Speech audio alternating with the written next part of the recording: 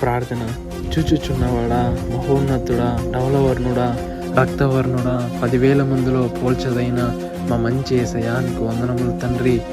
గత వారమంతను చక్కగా నడిపించి మీ ప్రణాళిక చొప్పున మీ ప్రేమతో మమ్మల్ని కాచి మరొక వారంలో ఈ యొక్క మొదటి దినమున ఈ ఉదయకాలపు సమయమున మీకు ప్రార్థించుకోవటానికి మీరిచ్చిన మహాకృపను బట్టి వేలాది వందనాలు తండ్రి.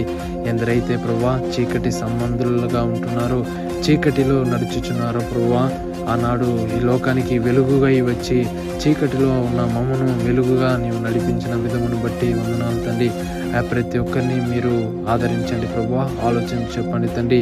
ఏ కుటుంబాల మధ్య శాంతి సమాధానం లేకుండా నెమ్మది లేకుండా ఉంటున్నారో తండ్రి, ఆదరించండి ప్రభువా, ఆలోచన చెప్పు తండ్రి. ఈ క్రిస్మస్ దినాల్లో ప్రభువా నిన్ను మనసారా ఆరాధించుకుని కీర్తించే ధన్యతను ప్రతి ఒక్కరికి దయచేయండి ప్రభువా, ఆలోచన చెప్పు తండ్రి.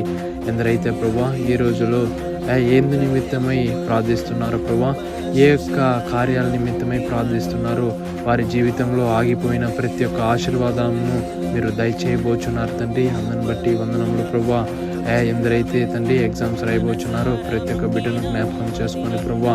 ఎందరి కుటుంబాల్లో ఈ క్రిస్మస్ దినాల్లో ప్రభువా మీకు ఆరాధన చేస్తూ తండ్రి మీ ప్రేమను కొనియాడుచున్నారో ప్రతి ఒక్క కుటుంబంపై మీ దర్శనం ఉంచండి ప్రభువా.